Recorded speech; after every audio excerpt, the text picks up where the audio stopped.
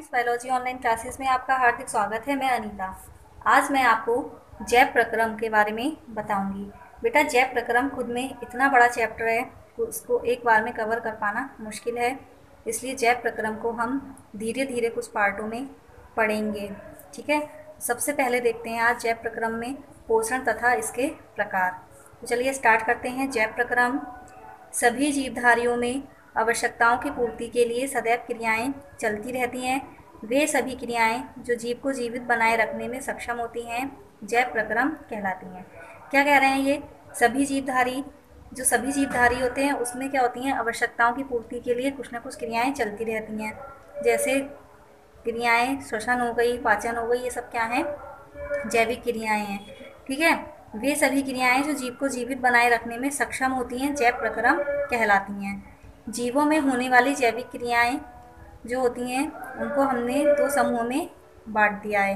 तो पहला क्या है? अपचयी क्रियाएं। वे क्रियाएं जिनमें जटिल कार्बनिक पदार्थों को सरल कार्बनिक पदार्थों में तोड़ते हैं, या वे क्रियाएं जिनमें जटिल कार्बनिक पदार्थों से सरल कार्बनिक पदार्थ बनते हैं, अपचयी क्रियाएं कहलाती हैं। जैसे श्वसन और पाचन। श्वसन और पाचन कैसी क्रियाएं हैं? ये अपचयी क्रियाएं हैं। इनमें क्या होता है, जटिल कार्बनिक पदार्थों से सरल कार्बनिक पदार्थ बनते हैं। उपचयी क्रियाएं, वे क्रियाएं जिनमें सरल कार्बनिक पदार्थों से जटिल कार्बनिक पदार्थों का निर्माण होता है, उपचयी क्रियाएं कहलाती हैं। जैसे प्रकाश संश्लेषण की क्रिया। इसमें क्या होता है, सरल कार्बनिक पदार्थों से क्या बनता है, इसमें जटिल कार्बनिक पदार्थ बनते हैं, जटिल कार्बनिक पदार्थों का निर्माण होता है। इसके बाद देखते हैं पोषण। पोषण क्या होता है? उन सभी पदार्थों को जिनमें जीव ऊर्जा प्रदान करते हैं और नए कोशिकीय पदार्थों का संश्लेषण करते हैं, पोषक पदार्थ कहलाते हैं। यानी कि क्या कह रहे हैं ये? उन सभी पदार्थों को, वे सभी पदार्थ जिनसे क्या होती है, जीव को ऊर्जा प्राप्त होती है और कोशिका में नए पदार्थ बनते हैं, पोषक पदार्थ कहलाते हैं। पोषक पदार्थ जैसे कार्बोहाइड्रेट हो गई, वसा हो गई, ठीक है, ये सब क्या हैं? पोषक पदार्थ हैं। पोषक, फिर देखते हैं पोषण क्या है। पोषक पदार्थों को ग्रहण करके उनके शरीर की प्रत्येक कोशिका तक पहुंचाने की संपूर्ण क्रिया को पोषण कहते हैं। यानी कि जो पोषक पदार्थ हम लोग ग्रहण करते हैं, ठीक है, उनको शरीर की, यानी कि जो पोषक पदार्थ हमने ग्रहण किए और वो क्या हुए, शरीर की प्रत्येक कोशिका तक पहुँचे, तो इस पूरी प्रोसेस को क्या कह रहे हैं? पोषण कह रहे हैं। यानी कि जो पोषक पदार्थ खाए और उनका क्या है, पूरे शरीर में प्रत्येक कोशिका में पहुंचाने की क्रिया ही क्या कहला रही है? पोषण कहला रही है। अब देखते हैं पोषण के प्रकार। पोषण मुख्यतः दो प्रकार का होता है। नंबर एक, स्वयंपोषी पोषण। वे जीव जो सरल कार्बनिक पदार्थों तथा बाह्य ऊर्जा स्रोत की सहायता से अपना भोजन स्वयं बना लेते हैं, स्वयंपोषी जीव कहलाते हैं, तथा ये क्रिया स्वयंपोषी पोषण कहलाती है। इसको और इजी लैंग्वेज में समझ सकते हैं। वे जीव जो अपने भोजन का निर्माण स्वयं करते हैं, वे क्या कहलाते हैं? स्वयंपोषी जीव कहलाते हैं। ठीक है, और जो ये क्रिया द्वारा भोजन बन रहा है, यह क्रिया क्या कहला रही है? स्वयंपोषी पोषण। जो हरे पेड़ पौधे हैं और कुछ जीवाणु हैं, क्या करते हैं? अपना भोजन स्वयं बनाते हैं। तो देखते हैं, रिएक्शंस के द्वारा समझते हैं पेड़ पौधे अपना भोजन स्वयं कैसे बनाते हैं। 6CO2 + 12H2O, क्लोरोफिल, सूर्य का प्रकाश, C6H12O6 + 6H2O और +6O2। मतलब क्या है, जो प्लांट्स होते हैं वो क्या करते हैं, कार्बन डाइऑक्साइड तथा H2O की प्रेजेंट में क्लोरोफिल तथा सूर्य के प्रकाश में क्या करते हैं, अपने भोजन का निर्माण करते हैं। क्या बनाते हैं? ग्लूकोज बनाते हैं। यानी कि C6H12O6 ये क्या है? ग्लूकोज है। और क्या बनता है उससे? H2O और O2। यानी कि जब प्लांट्स अपना भोजन बनाते हैं तो उससे क्या होता है, ऑक्सीजन भी मुक्त होती है, जिसका यूज़ हम लोग क्या करते हैं, श्वसन में करते हैं।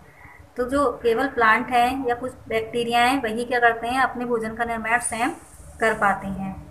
दूसरा प्रकार देखते हैं विषमपोषी पोषण। वे जीव जो अपने भोजन का निर्माण स्वयं नहीं कर पाते हैं तथा विषमपोषी या परपोषी कहलाते हैं।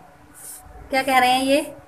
वे जीव जो अपने भोजन का निर्माण स्वयं नहीं कर पाते हैं, यानी कि क्या करते हैं, वो अपने भोजन के लिए दूसरों पर निर्भर रहते हैं। ऐसे जीव क्या कहलाते हैं, विषमपोषी जीव कहलाते हैं, तथा ये क्रिया क्या कहलाती है, विषमपोषी पोषण कहलाती है। ठीक है, तो इन जीवों को हम क्या बोलते हैं, परपोषी जीव भी बोल सकते हैं। ठीक है, तो जो विषमपोषी पोषण है वो क्या है, वे जीव जो अपने भोजन का निर्माण स्वयं नहीं कर पाते हैं तथा भोजन के लिए अन्य जीवों या स्वयंपोषी पर निर्भर होते हैं, विषमपोषी या परपोषी कहलाते हैं, तथा यह प्रक्रिया विषमपोषी पोषण या परपोषी पोषण कहलाती है। स्टूडेंट, अब विषमपोषी पोषण के प्रकार देखते हैं। विषमपोषी पोषण 3 प्रकार का होता है। नंबर 1, जंतु संपोषण या होलोजोइक न्यूट्रिशन। वे जीव जो विभिन्न जटिल भोज्य पदार्थों को ठोस या तरल अवस्था में ग्रहण करते हैं, जंतु संपोषण कहलाता है। क्या कह रहे हैं ये, वे जीव जो भोज्य पदार्थों को ठोस या तरल अवस्था में खाते हैं या ग्रहण करते हैं, जंतु संपोषण कहलाते हैं। जैसे अमीबा, कुत्ता, बकरी, आदमी आदि कैसे हैं, जंतु संपोषण वाले जीव हैं। इसके बाद देखते हैं मृतजीवी पोषण या सेप्रोबायोटिक न्यूट्रिशन। वे जीव जो मृत जीवों से अपना भोजन ग्रहण करते हैं या प्राप्त करते हैं, मृतोपजीवी कहलाते हैं। यानी कि वे जीव जो मरे हुए जीवों से या सड़े गले पदार्थों से अपना भोजन लेते हैं, ग्रहण करते हैं, मृतोपजीवी कहलाते हैं। जैसे जीवाणु, कवक आदि। तीसरा देखते हैं परजीवी पोषण। वे जीव जो अन्य जीवित जीवों से अपना पोषण प्राप्त करते हैं, परजीवी कहलाते हैं। यानी कि वे जीव जो अन्य जीवित जीवों से अपना पोषण लेते हैं या उनसे अपना भोजन ग्रहण करते हैं, परजीवी कहलाते हैं। जैसे खटमल, मच्छर आदि। मच्छर क्या करता है, मनुष्य को रक्त चूसकर क्या करता है, अपना भोजन ग्रहण करता है। चलिए स्टूडेंट, अब देखते हैं पोषण के चरण। पोषण के निम्नलिखित चरण होते हैं। नंबर 1, भोजन का अंतःग्रहण, इंजेशन। नंबर 2, पाचन, डाइजेशन। नंबर 3, अवशोषण, एब्जॉर्प्शन। नंबर 4, स्वांगीकरण या एसिमिलेशन। Number 5, बहिक्षेपण, egestion. तो सबसे पहले देखते हैं भोजन का अंतःग्रहण क्या होता है। जंतुओं द्वारा भोजन को ग्रहण करना क्या कहलाता है, भोजन का अंतःग्रहण कहलाता है। पाचन, जंतुओं द्वारा ग्रहण किया गया भोजन कैसा होता है, ठोस या आघूलनशील होता है, अतः शरीर की कोशिकाएं क्या करती हैं, इसका सीधा उपयोग नहीं कर सकती हैं। इसलिए क्या होता है, जटिल आघूलनशील भोज्य पदार्थों को सरल घुलनशील इकाइयों में बदलने की क्रिया ही क्या कहलाती है, पाचन कहलाती है। इसके बाद क्या होता है, अवशोषण।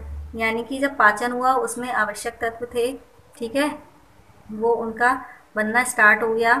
फिर क्या हुआ, जो आवश्यक तत्व थे, शरीर को ज़रूरत थी, उसका क्या हुआ, एब्जॉर्प्शन हुआ। यानी कि क्या हुआ, उसको सोख लिया गया या बॉडी ने उसको ले लिया या उसको अवशोषित कर लिया बॉडी के अंदर। उसके बाद क्या होता है, अवशोषण किए पदार्थ का क्या होता है, एसिमिलेशन होता है, यानी उसका स्वांगीकरण होता है। यानी कि वो क्या करता है, पूरे शरीर में एक स्थान से दूसरे स्थान तक रक्त में उसका मिलना होता है या जहाँ जहाँ उसकी ज़रूरत होती है वो वहाँ पर जाता है। तो वह प्रोसेस क्या कहलाती है, स्वांगीकरण। इसके बाद 5वां स्टेप क्या होता है, बहिक्षेपण, इजेशन। यानी कि बॉडी में जो हानिकारक पदार्थ होते हैं, जो भोज्य पदार्थ हमने खाए हैं, जो उसकी उपयोगी चीज़ थी, वो क्या हुआ, हमारी बॉडी ने ग्रहण कर ली।